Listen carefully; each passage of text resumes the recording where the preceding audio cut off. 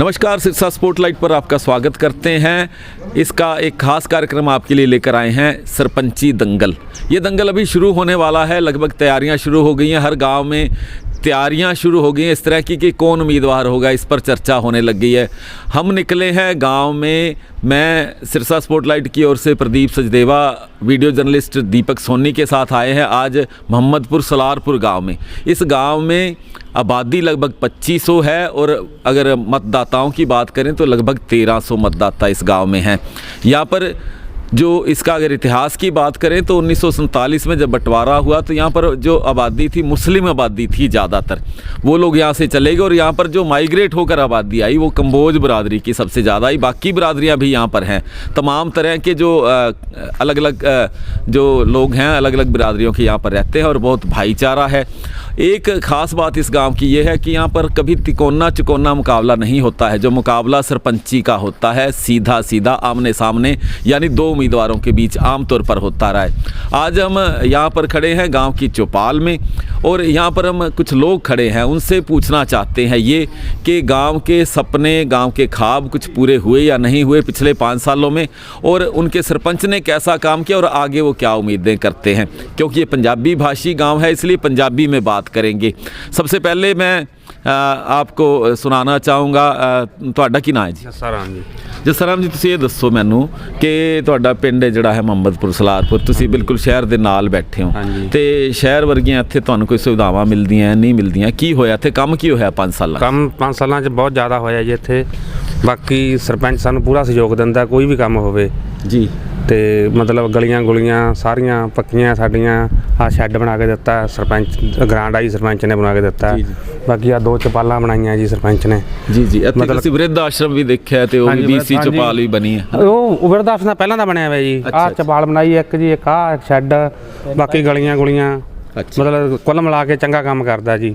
ਤੇ ਕੀ ਉਮੀਦ ਕਰਦੇ ਹੋ ਅੱਗੇ, ਕੀ ਉਮੀਦ ਕਰਦੇ ਹੋ? ਹੋਰ ਕਿਹੜੇ ਕੰਮ ਰਹਿ ਗਏ ਪਿੰਡ ਦੇ ਜਿਹੜੇ ਹੋਣੇ ਚਾਹੀਦੇ? ਬਾਕੀ ਪਿੰਡਾਂ ਦੇ ਕੰਮ ਤਾਂ ਮੁੱਕਦੇ ਹੀ ਨਹੀਂ ਜੀ। ਬਾਕੀ ਪਿੰਡ ਦਾ ਸਹਿਯੋਗ ਹੋਊਗਾ, ਜਿਹਨੂੰ ਬਣਾਉਣਾ ਹੋਇਆ ਸਹਿਮਤੀ ਨਾਲ ਜਾਂ ਜਿਵੇਂ ਵੀ ਉਸ ਤਰ੍ਹਾਂ। ਅਸੀਂ ਵੀ ਪਾਰਟੀਬਾਜ਼ੀ ਕੋਈ ਨਹੀਂ ਕਰਦੇ, ਆਪਦੇ ਆਪ ਹੀ ਅਲੱਗ ਹੀ ਚੱਲਦੇ ਹਾਂ ਪਾਰਟੀਆਂ ਤੋਂ। ਕੀ ਨਾਮ ਹੈ ਜੀ? ਵਕੀਲ ਚੰਦ ਜੀ। ਤੁਸੀਂ ਕੀ ਕਹਿੰਦੇ ਹੋ ਜਿਹੜਾ ਇਹ ਕਹਿ ਰਹੇ ਕਿ ਇੱਥੇ ਰਾਜਨੀਤਿਕ ਨਹੀਂ ਹੁੰਦਾ, ਇੱਥੇ ਕੋਈ ਰਾਜਨੀਤਿਕ ਪਾਰਟੀਆਂ ਨਾਲ ਸੰਬੰਧਿਤ ਲੋਕ ਹੈ ਸਰਪੰਚ ਜਾਂ ਨਹੀਂ ਹੈ, ਜਾਂ ਭਾਈਚਾਰੇ ਨਾਲ ਹੀ ਚੁਣ ਲੈਂਦੇ? ਭਾਈਚਾਰੇ ਨਾਲ ਚੁਣ ਲੈਂਦੇ ਜੀ। ਹਾਂਜੀ। ਤੇ ਕੀ ਕੰਮ ਹੋਏ 5 ਸਾਲਾਂ 'ਚ, ਕੀ ਲੱਗਦਾ ਤੁਹਾਨੂੰ? ਕੰਮ ਬਹੁਤ ਹੋਏ ਜੀ, ਸਾਰੇ ਕੰਮ ਹੋ ਗਏ। ਅੱਛਾ, ਤੁਹਾਨੂੰ ਕੁਛ ਯਾਦ ਹੋਏ ਕਿ ਕਿਹੜੇ ਕਿਹੜੇ ਗਿਣਵਾ ਸਕੋ ਕੀ ਕੀ ਕੰਮ ਹੋ ਗਏ? ਗਲੀਆਂ ਹੋ ਗਈਆਂ, ਸ਼ੈੱਡ ਹੋ ਗਏ ਜੀ, ਚੌਪਾਲ ਹੋ ਗਈ, ਮਸਾਨ ਭੂਮੀ ਜੀ ਕੰਮ ਹੋਏ ਬਹੁਤ ਜੀ। ਅੱਛਾ, ਬਹੁਤ ਜ਼ਿਆਦਾ ਮਿਹਨਤੀ ਹੈ। ਠੀਕ ਹੈ। ਤੁਹਾਡਾ ਕੀ ਨਾਮ ਹੈ ਜੀ? ਬਲਵੀਰ ਚੰਦ ਜੀ। ਤੁਸੀਂ ਦੱਸੋ ਜੀ ਕਿ ਇਹ ਸਾਰੇ ਕਹਿ ਰਹੇ ਕਿ ਕੰਮ ਬਹੁਤ ਹੋਏ, ਤੁਹਾਨੂੰ ਕੋਈ ਲੱਗਦਾ ਕੋਈ ਕਮੀ ਰਹਿ ਗਈ ਹੋਈ ਪਿੰਡ? ਹਾਂ ਜੀ, ਕੋਈ ਕਮੀ ਨਹੀਂ ਹੈ। ਕੋਈ ਕਮੀ ਨਹੀਂ? ਕੋਈ ਕਮੀ ਨਹੀਂ ਹੈ। ਸਰਪੰਚ ਪੂਰਾ ਸਹਿਯੋਗ ਦੇ ਰਿਹਾ ਹੈ। ਅੱਛਾ, ਨਾਲ ਪਿੰਡ ਵਾਲੇ ਸਾਰੇ ਏਕਤਾ ਨਾਲ।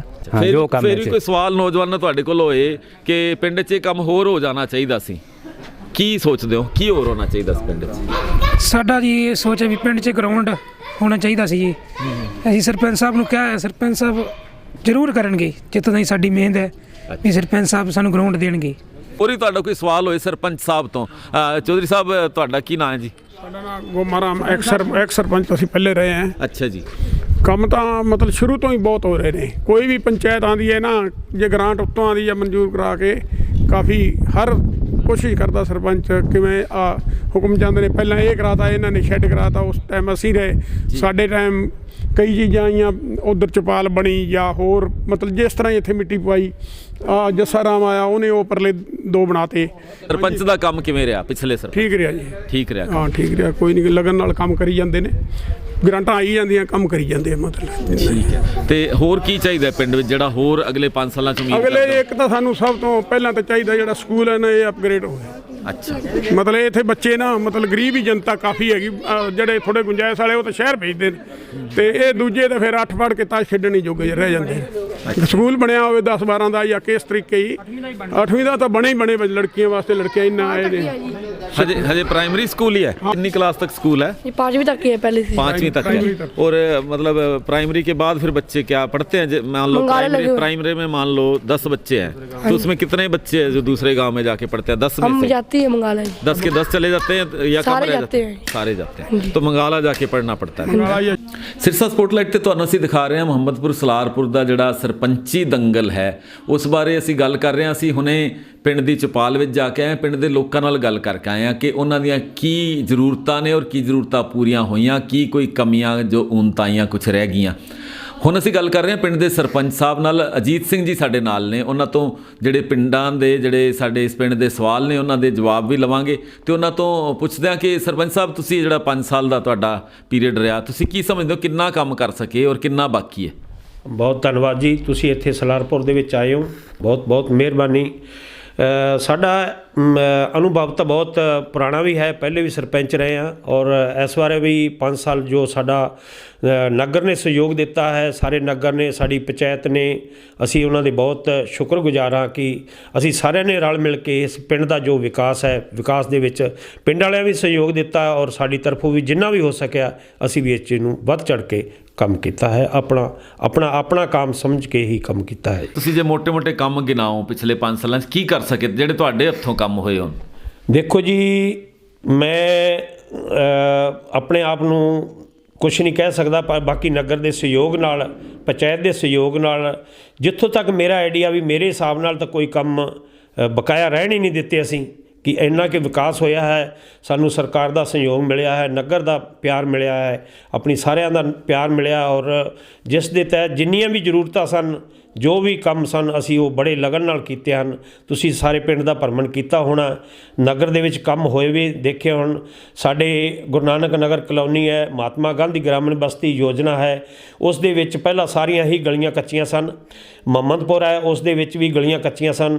ਉਹ ਅਸੀਂ ਬੜੇ ਲਗਨ ਨਾਲ ਔਰ ਸਰਕਾਰ ਕੋਲੋਂ ਡਿਮਾਂਡ ਕਰਕੇ ਗੁਰੂ ਨਾਨਕ ਨਗਰ ਕਲੋਨੀ ਮਹਾਤਮਾ ਗਾਂਧੀ ਗ੍ਰਾਮੀਣ ਬਸਤੀ ਹੈ, ਉਹਦੇ ਵਿੱਚ ਪੀਣ ਦੀ ਜਿੰਨੀ ਵੀ ਪਾਈਪਲਾਈਨ ਉਹ ਵਿਛਾਈ ਗਈ ਹੈ ਔਰ ਇੰਟਰਲੋਕ ਇੱਕੇ ਟਾਈਮ 'ਤੇ ਗਲੀਆਂ ਬਣੀਆਂ ਹਨ। ਉਹ ਜਾ ਕੇ ਦੇਖ ਸਕਦੇ ਹੋ, ਉਹਦਾ ਨਕਸ਼ਾ ਇਸ ਤਰ੍ਹਾਂ ਜਿਵੇਂ ਚੰਡੀਗੜ੍ਹ ਦਾ ਨਕਸ਼ਾ ਬਣਿਆ, A to Z ਗਲੀਆਂ ਬਣੀਆਂ ਐਨ ਬਹੁਤ ਹੀ ਵਧੀਆ ਵਿਵਸਥਾ ਨਾਲ ਕੰਮ ਹੋਇਆ ਜੀ। ਅਸੀਂ ਪਿੰਡ 'ਚ ਲੋਕਾਂ ਨਾਲ ਗੱਲ ਕੀਤੀ, ਉਹਨਾਂ ਨੇ ਤਕਰੀਬਨ ਜਿਹੜੀਆਂ ਤੁਸੀਂ ਗੱਲਾਂ ਦੱਸ ਰਹੇ ਕੰਮ ਉਹਨਾਂ ਨੇ ਦੱਸੇ ਹੋਏ ਹੈ, ਪਰ ਨੌਜਵਾਨਾਂ ਦੀ ਇੱਕ ਡਿਮਾਂਡ ਹੈ। ਉਹਨਾਂ ਨੇ ਕਿਹਾ ਕਿ ਇੱਕ ਖੇਲ ਦਾ ਗਰਾਊਂਡ ਸਾਨੂੰ ਚਾਹੀਦਾ ਹੈ, ਕਿਉਂਕਿ ਨੌਜਵਾਨ ਵੀ ਇਹ ਸੋਚਦੇ। ਅਸੀਂ ਉਹਨਾਂ ਨਾਲ ਗੱਲ ਕੀਤੀ ਕਿ ਨਸ਼ਿਆਂ ਤੋਂ ਦੂਰ ਰੱਖਣ ਵਾਸਤੇ ਨੌਜਵਾਨਾਂ ਨੂੰ ਖੇਡਾਂ ਵੱਲ ਤੋਰਨਾ ਜ਼ਰੂਰੀ ਹੈ ਤੇ ਗਰਾਊਂਡ ਦੀ ਕਮੀ ਹੈ, ਉਹ ਬਹੁਤ ਮਹਿਸੂਸ ਕਰ ਰਹੇ ਹੈ।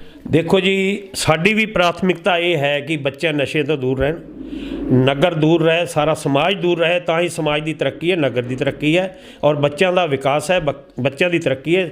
ਅਸੀਂ ਇੱਕ ਛੋਟਾ ਜਿਹਾ ਗਰਾਊਂਡ ਬਣਾਇਆ ਹੈ, ਉਹ ਛੋਟਾ ਹੈ, ਜ਼ਿਆਦਾ ਕ੍ਰਿਕਟ ਜਾਂ ਹੋਰ ਵੱਡੀਆਂ ਗੇਮਾਂ ਖੇਡਣ ਦਾ ਨਹੀਂ ਹੈ। ਸਾਡੀ ਪ੍ਰਾਥਮਿਕਤਾ ਅਸੀਂ ਦਿੱਤਾ ਹੋਇਆ ਹੈ, ਸਾਡੀ ਜ਼ਮੀਨ ਹੈ, ਪੰਚਾਇਤ ਦੀ ਜ਼ਮੀਨ ਹੈ, ਦੇ ਰੱਖੀ ਹੈ। ਅਗਰ ਉਹਦੇ ਵਿੱਚ ਗਰਾਊਂਡ ਬਣਦਾ ਹੈ ਤਾਂ ਬਹੁਤ ਵੈਲਕਮ, ਅਸੀਂ ਬੱਚਿਆਂ ਦਾ ਸਵਾਗਤ ਕਰਦੇ ਹਾਂ। ਸਾਡੇ ਇਸ ਤਾਂ ਬੱਚਿਆਂ ਨੂੰ ਇਹ ਵੀ ਕਹਿੰਦੇ ਹਾਂ ਵੀ ਕੋਈ ਇਕੱਲੇ ਭੱਜਣ ਦੌੜਨ ਦੀ ਜਾਂ ਹੋਰ ਕਿਸੇ ਤਰ੍ਹਾਂ ਦੀ ਵੀ ਕੋਈ ਗੇਮ ਖੇਡਣ, ਪੰਚਾਇਤ ਕੋਲੋਂ ਸਹਿਯੋਗ ਲੈਣ। ਪੰਚਾਇਤ ਦਿਨ ਭਰ ਰਾਤ ਉਹਨਾਂ ਦੇ ਨਾਲ ਤਿਆਰ ਹੈ ਔਰ ਉਹਨਾਂ ਦਾ ਸਹਿਯੋਗ ਕਰਨ ਨੂੰ ਤਿਆਰ ਹੈ।